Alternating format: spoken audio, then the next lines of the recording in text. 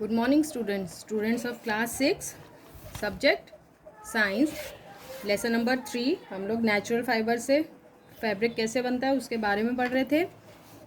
Take out page number 51। अब हम plant fibre के बारे में पढ़ रहे थे जिसमें हम कॉटन के बारे में पढ़ चुके हैं। Now the second point is jute. Jute is obtained from stems of A jute plant. So jute जो होता है वो जूट प्लांट के स्टेम से मिलता है, तने से मिलता है। जूट इज़ कॉल्ड पटसन इन हिंदी। तो हिंदी में हम जूट को पटसन बोलते हैं। वैसे तो वर्ड सब लोग जूट ही बोलते हैं, but basic Hindi name is patsan. It is mainly cultivated in rainy season. तो इसे हम रेनी सीजन में उगाया जाता है।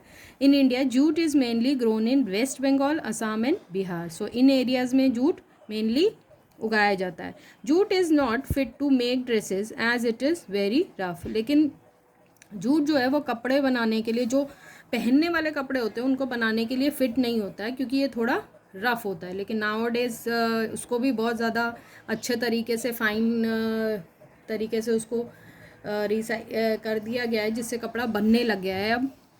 It is use to make ropes and jute bags which are use for shopping और स्टोरेज ऑफ ग्रेन। सो आपने देखा होगा जो गेहूं के कट्टे होते हैं वो सारे जूट से ही बने होते हैं, और जो रस्सियाँ होती हैं वो भी जूट से ही बने होते हैं। तो वो हार्ड होती है, कोर्स होती है, रफ़ होती है, इसलिए उससे कपड़ा बनाना मुश्किल होता है। Obtaining jute. अब जूट हमें मिलता कैसे है? To get jute fibres, jute plants are harvested normally when they are at flowering stage. तो जूट फाइबर के लिए पहले हम जूट प्लांट्स को उगाते हैं, हार्वेस्ट करते हैं, और जब उसमें फ्लावरिंग स्टेज मतलब जब उसमें फूल उगने लग जाते हैं, then the stem of harvested plant is kept immersed in water for few days. फिर उसके बाद उसकी स्टेम्स को होती हैं जो पानी में बहुत दिनों तक डुबा के रख दी जाती है। As a result of this stem rods and fibres are separated from stem by hand as the stem is now soften. अब जब वो पानी में बहुत दिन तक भीगा रह जाता है तो वो गल जाते हैं, उसके रॉट हो जाता है, सड़ने लग जाता है। उससे की वजह से उसके जो फाइबर्स होते हैं उससे अलग हो जाते हैं, और फिर उनको हाथों से और अलग कर दिया जाता है। छूटने लग जाते हैं वो, इसलिए हाथों से अलग कर दिया जाता है। अब वो जो स्टेम होता है पानी में रहने की वजह से सॉफ्ट हो जाता है।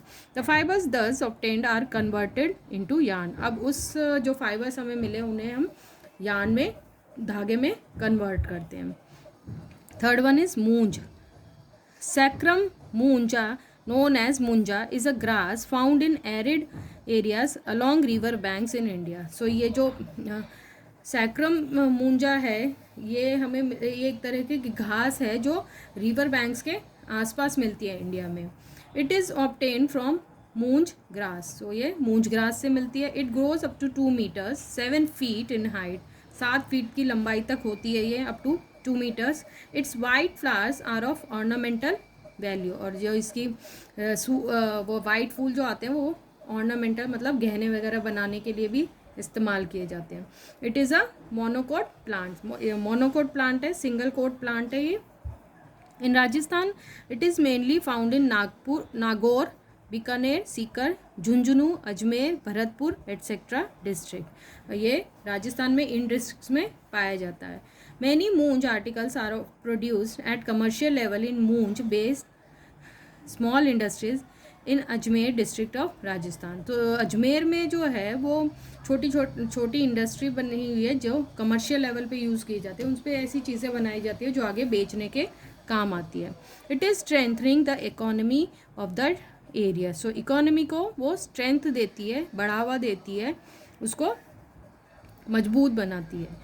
द फाइबर्स ऑफ मूंज आर कोर्स एंड रफ। लेकिन उसके जो फाइबर्स होते हैं वो कोर्स होते हैं, हार्ड होते हैं और रफ होते हैं। स्कैरम मूंजा is used as a raw material for thatching roof. सो कुछ रूफ्स होते हैं उसके ऊपर ये जो घास होती है उससे रूफ बनाई जाती है, छतें बनाई जाती हैं। It is use for making baskets, और टोकरियाँ बनाने के काम आती है। The plant has medicinal value, और एज अ मेडिसिन भी इसको यूज़ किया जाता है। Its fibres is use for making ropes. रस्सियाँ बनाई जाती है।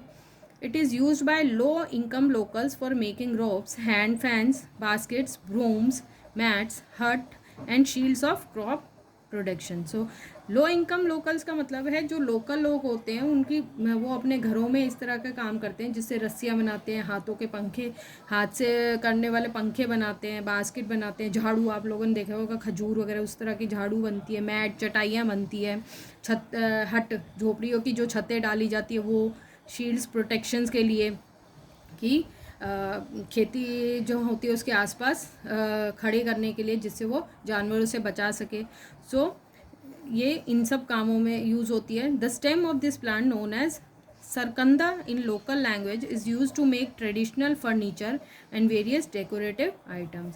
सो लोकल लैंग्वेज में इसकी स्टेम को सरकंदा बोलते हैं, और ये ट्रेडिशनल फर्नीचर बनाए जाते हैं इससे, और कुछ डेकोरेटिव मतलब सजाने के लिए भी कुछ आइटम्स बनाई जाती है। नाउ अब आपको प्रोसेस बन रहा है कि फाइबर से फैब्रिक तक कैसे होता है वो पूरा process. Spinning and weaving of cotton fibre. Spinning मतलब एक पूरा प्रोसेस चलता है फाइबर से लेकर फैब्रिक तक, उसके बारे में हम बारी बारी पढ़ेंगे। As we know that yarn is made from fibers, let us perform an activity. Hold some cotton in one hand, pinch some cotton between four fingers of the other hand. एक हाथ में कॉटन ले रही है और उस दूसरे हाथ से उसे पिंच करना है। Now gently start pulling out the cotton while continuously twisting the fibers like you do for making thread for lamp. Gradually a yarn or thread is formed. So उसको हाथों से बल देते हैं, जैसे हम दिया बत्ती करने के लिए वाटी बनाते हैं, उसको एक हाथ से ऐसे स्पिन करते जाते हैं तो वो एक थ्रेड जैसा बन जाता है। और कभी कभी लैंप में लगाने के लिए भी हम लंबी जो वाटी करते हैं वो बनाई जाती है। सो इस तरह से ही थ्रेड बनाया जाता है।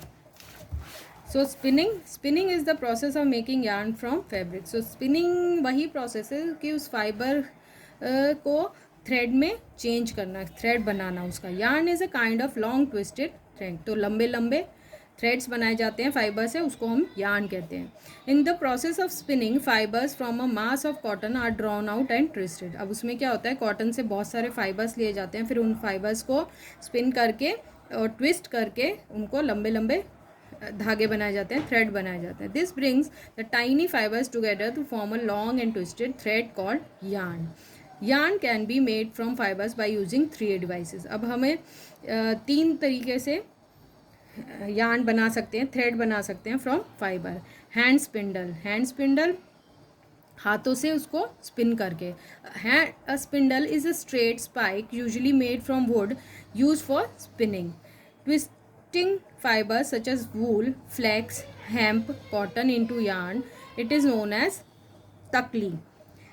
सो ये एग्जांपल दिया हुआ है। इस तरह से लंबे वुड के लकड़ी के डंडे होते हैं जिसपे उसको फाइबर्स को स्पिन किया जाता है और उनको यार्न में चेंज किया जाता है। और किसके, वूल, फ्लेक्स, हेम्प और कॉटन के।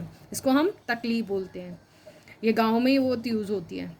स्पिनिंग व्हील एक तरह से चरखा जो होता है उसको स्पिनिंग व्हील बोलते हैं। Spinning wheel is a device for spinning thread और यार्न फ्रॉम नेचुरल और synthetic fibres. It is also known as charkha. तो इस चरखे पे इधर से ऐसे इसको लपेटा जाता है, इसको घुमाया जाता है, स्पिन किया जाता है, जिससे थ्रेड बनाया जाता है। स्पिनिंग मशीन, और आजकल मशीन्स यूज़ करती हैं जो बड़े स्केल पे यार्न बनाती हैं। How is yarn converted to fabric. अब उस यार्न को फैब्रिक में कैसे कन्वर्ट होता है उसके बारे में। Fabrics are made by 2 process, weaving और निटिंग। सो या तो वीविंग से बनेगा कपड़ा या फिर निटिंग से। Weaving, the process of making a fabric by arranging yarns passing in one direction with the other yarn at a right angle to them is called weaving. So weaving क्या होता है, उन यार्न्स को, उन धागों को इस तरह से अरेंज किया जाता है कि एक तो एक डायरेक्शन में होते हैं इस तरह से वर्टिकली, और दूसरा यार होता है वो इसके बिल्कुल राइट एंगल ऐसे 90 डिग्री पे इधर से चलता है ये धागा। सो एक बार ऊपर एक बार नीचे, एक बार ऊपर एक बार नीचे, इस तरह से इसकी वीविंग की जाती है। In other words the 2 sets of yarn are woven to make a fabric by weaving. तो 2 धागों को चला के फैब्रिक बनाया जाता है by weaving. The weaving of yarn is done by using looms. So looms में बनाया जाता है कपड़ा। 2 टाइप्स ऑफ लूम्स होते हैं, हैंडलूम्स और पावर लूम्स। सो हैंड से जो किया जाता है वो हैंडलूम होता है जिसे हाथ से चलाया जाता है। इट इज़ गिवन एयर, ये हाथ से पूरा प्रोसेस हो रहा है। फैब्रिक बनाने का। और पावर लूम्स में जो होता है, जो इलेक्ट्रिक पावर यूज करके मशीनों से किया जाता है, वो पावर लूम कहलाता है। Next page, page number 53। Activity, take 2 sheets of paper of different colours, 2 sheet लेनी है अलग अलग कलर की। Cut square piece of length and width equal to 30 centimetre from each sheet. अब 30 सेंटीमीटर बाय 30 सेंटीमीटर की एक स्क्वायर काटना है, 2 स्क्वायर्स काटने हैं 30 बाय 30 सेंटीमीटर की। Now fold both the sheets into half, अब दोनों को हाफ फोल्ड कर देना है। On one sheet draw lines as shown, so एक पे इस तरह से लाइनें डालनी है हमें इक्वल डिस्टेंस पे। Cut both the sheets along the dots line and unfold, अब यहाँ से यहाँ तक हमें इनको बीच में से कट करना है।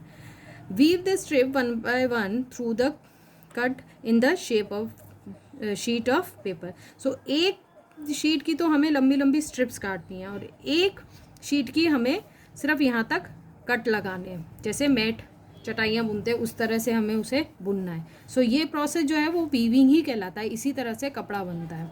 Knitting, the process of making a fibre by interlocking loops of single yarn with knitting needles on machine is called knitting. So knitting क्या होता है, इसमें सिंगल धागा चलता है। कभी आपने कपड़े स्वेटर बुनते देखा होगा आपने किसी को, तो वो एक ही ऊन का गोला लेके बैठे होते हैं। जब उसमें डिज़ाइन डालना होता है तो वो दूसरा ऊन लेते हैं, अदरवाइज़ वो एक ही ऊन यूज़ करते हैं, क्योंकि इसमें सिंगल यार्न ही चलता है और उसी को लूप्स बनाए जाते हैं। लूप्स इस तरह से बनाए जाते हैं तो वो लूप्स के थ्रू वो कपड़ा निट हो जाता है। तो आपने देखा होगा सिलाई जो होती है इस तरह से, उसकी हेल्प से वो इसको वूल को निट किया जाता है। Knitting can be done by hand और बाय मशीन, सो मशीन से भी किया जाता है। Knitted fabric are made of single yarn running throughout the fabric, so पूरे फैब्रिक में एक सिंगल यार्न चलता है। Best example of knitting is the knitting of sweater, जिस तरह से स्वेटर बनाए जाते हैं। Other fabrics are socks, vest etcetera और also examples of knitting fabric. So sweater के अलावा और दूसरे कौन से, जो सॉक्स है, वेस्ट है, जो बनियाने हैं, या फिर कोई भी हौजरी की आइटम होती है, वो सारे निटेड फैब्रिक में ही आता है। जो आप टी शर्ट्स वगैरह पहनते हैं, दैट इज़ जो स्ट्रेचेबल होते हैं, वो सब निटिंग फैब्रिक कहलाते हैं।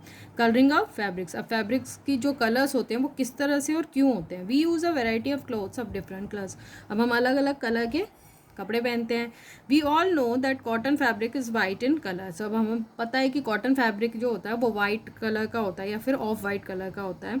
How do we get fabrics of different colour, so अब हमें अलग अलग कलर के कपड़े कैसे मिलते हैं। How are these fabrics coloured, let us study by the process of colouring. So ये डाई किया जाता है कपड़े को, इसलिए हमें अलग अलग तरीके के कलर के कपड़े मिलते हैं। First of all choose the garment you want to dye, सबसे पहले तो हमें कपड़ा चूज़ करना है जिसे हमें डाई करना है। Then all the desired dye और colour which is use for giving colour is dissolve in some cold water, फिर जो भी हमें डाई चाहिए या कलर चाहिए उसको हम ठंडे पानी में मिक्स कर देते हैं। Then dissolve colour is then added to hot water, अब जो थोड़ा सा हमने कलर बनाया ठंडे पानी में मिला के उसको हम गर्म पानी में मिला देते हैं। Add some amount of common salt, उसमें हम थोड़ा नमक मिला देते हैं। The mixture of is thoroughly stirred, और उसको अच्छे से मिलाया जाता है, हिलाया जाता है। Now the fabric is immersed in it, और उसमें पानी को डुबो दिया जाता है, उसमें फैब्रिक को, उस पानी में फैब्रिक को, कपड़े को डुबो दिया जाता है। The fabric is then allowed to remain immersed in water till water comes to normal temperature. वो कपड़ा पानी था जो गर्म था, तो जब तक वो नॉर्मल टेम्परेचर तक नहीं आ जाता है, ठंडा नहीं हो जाता है, तब तक उस फैब्रिक को उसी में ही डुबो के रखना पड़ता है। Turn page, page number 54। Fabric is taken out, squeezed and dried in shade, अब उस कपड़े को निकाल के निचोड़ के छाया में सुखा दिया जाता है। Finally the fabric is iron, और फिर उसको आयरन किया जाता है, प्रेस किया जाता है। Now that's it, read this lesson at home up to this. Further we will study in the next class. Thank you. Have a nice day.